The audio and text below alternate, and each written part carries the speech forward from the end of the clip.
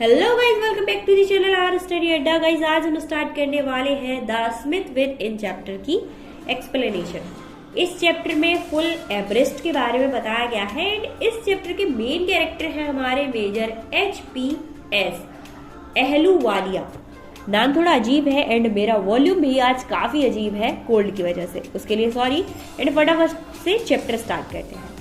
1965 में एवरेस्ट की चोटी पर चढ़ाई करने वाले एक सक्सेसफुल मैन में नाम था मेजर HPS अहलूवालिया का, और इस चैप्टर में उन्हीं के बारे में बताया गया है।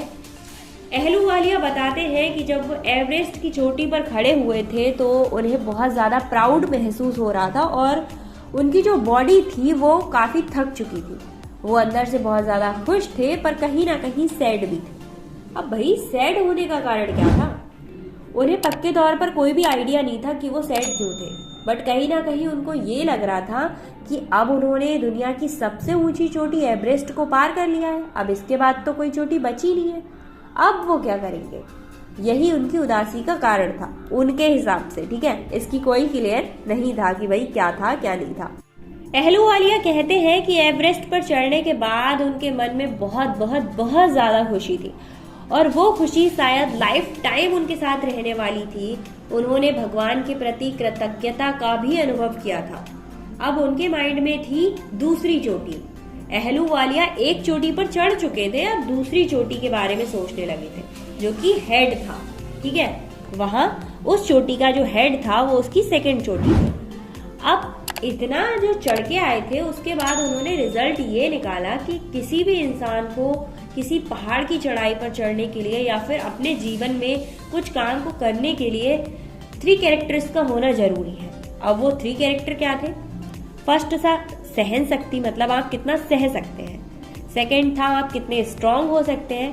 एंड थर्ड था आप में कितनी इच्छा शक्ति है, मतलब आप कितने इच्छा है आपकी उस काम को करने के लिए। ऑथर बताते हैं कि इन सारे गुणों के साथ, मतलब इन सारी क्वालिटीज के साथ कोई भी व्यक्ति कितना भी कठिन काम हो या फिर कितना भी कठिन हो आपका रास्ता, उसको आप पार कर सकते हैं। और वो बताते हैं कि किसी भी चोटी पर, किसी भी पहाड़ की चोटी पर चढ़ने के लिए आपके अंदर ये 3 कैरेक्टर होना बहुत ज्यादा जरूरी है। और भाई यही रीजन है कि जो ह्यूमन है या फिर कोई भी मनुष्य है उसको ये सारी कठिनाइयां पार करने में मजा आने लगता है। अब अहलूवालिया के मन में खुद ही एक क्वेश्चन आता है कि भाई एवरेस्ट ही क्यों और कोई क्यों नहीं?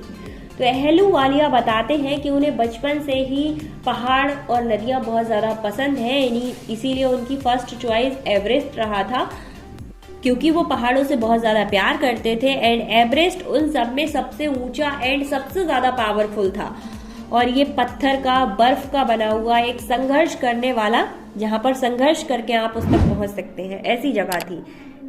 और इस चोटी पर चढ़ने के बाद ऐसे हैप्पीनेस की फीलिंग होती है, मतलब ऐसे आनंद की फीलिंग होती है जो कुछ लिमिटेड लोग ही कर पाते हैं, हर किसी के बस की बात नहीं होती है एवरेस्ट पे चढ़ना। तो इसीलिए अहलूवालिया कहते हैं कि भाई कुछ लोग ही हैं जो इस काम को कर पाते हैं। अब चोटी से कुछ दूरी पर ही थे अहलूवालिया और उस चोटी को निहारते हुए वो किसी दूसरी दुनिया में ही चले जाते हैं। रियल में एवरेस्ट चढ़ने में बहुत ज़्यादा मुश्किलें आती हैं, बहुत ज़्यादा मुश्किल काम है ये, बट शायद उसका मुश्किल होना ही लोगों को अट्रैक्ट करता है एंड अपनी ओर ऑथर को भी अट्रैक्ट कर रहा है, मतलब अहलूवालिया को भी अपनी ओर आकर्षित कर रहा है।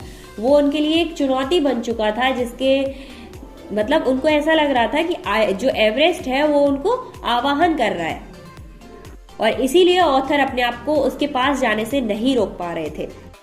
अहलूवालिया कहते हैं कि चुनौती में आने वाली कठिनाइयों के आवाहन को स्वीकार न करना एक असंभव बात थी, मतलब ऐसी बात जिसे कभी माना ही नहीं जा सकता। ऑथर बताते हैं कि एवरेस्ट पर चढ़ाई करने के बाद केवल आप शारीरिक रूप से विजय प्राप्त नहीं करते, उसके साथ साथ आपके माइंड को भी बहुत ज्यादा संतोष मिलता है, मतलब आप रिलैक्स होते हैं एंड दुनिया में आपका नाम होता है कि आपने एवरेस्ट की चढ़ाई की थी। इसके अलावा आप बहुत सारे अनुभवों को फील कर सकते हैं जो एवरेस्ट की चढ़ाई करने के बाद ही आपको मिलते हैं। ऑथर कहते हैं कि पर्वतों की चढ़ाई हमें फ्रेंडशिप का भी लेसन बताती है। वो एक एग्जाम्पल देते हैं कि जब वो चढ़ रहे थे तो दो लोग थे, वो एक ही रस्सी पर थे। एक इंसान रस्सी को कसकर पकड़ता और दूसरा इंसान बर्फ में पैर रखने के लिए अपनी जगह बनाता था, मतलब बर्फ को काटता था ताकि वो पैर रख सके। फिर वो रस्सी को बांधता, फिर दूसरा आरोही इंच इंच करके ऊपर चढ़ना स्टार्ट करता। जो फेमस पर्वतारोही थे उन्होंने कुछ लोगों से मिली हेल्प के बारे में भी एक्सप्लेन किया था।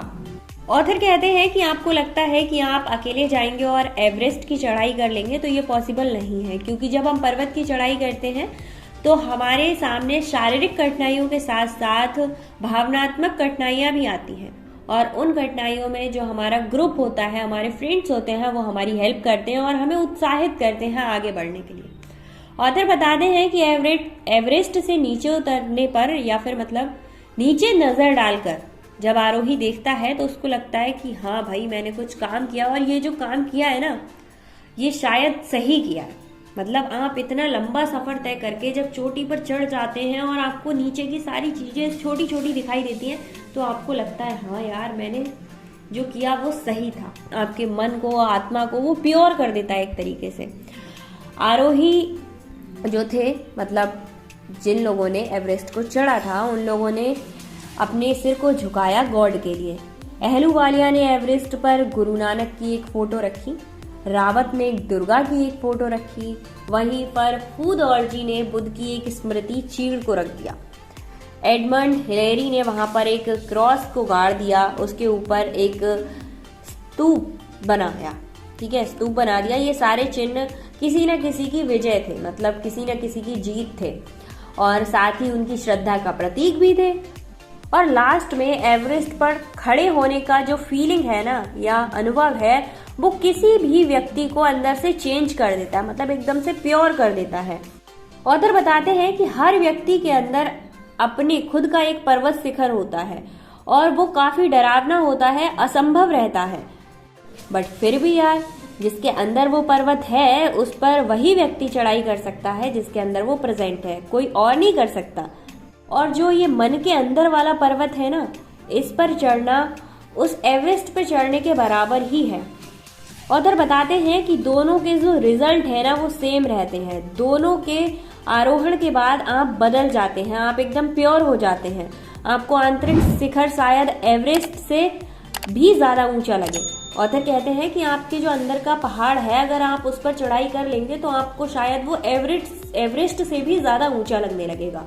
गाइज, यहीं पर हमारा चैप्टर फिनिश हो जाता है एंड ऑथर हमारी बॉडी के अंदर प्रेजेंट जो एक पहाड़ है उसकी और जो खुद पहाड़ चढ़े थे उसका कंपैरिजन कर रहे हैं लास्ट में। Thank you so much. मिलते हैं नेक्स्ट वीडियो में न्यू चैप्टर की समरी के साथ, यानी एक्सप्लेनेशन के साथ। और सारे चैप्टर के क्वेश्चन आंसर के लिए डिस्क्रिप्शन में जाओ यार, वहां पर सारे लिंक प्रोवाइड हैं।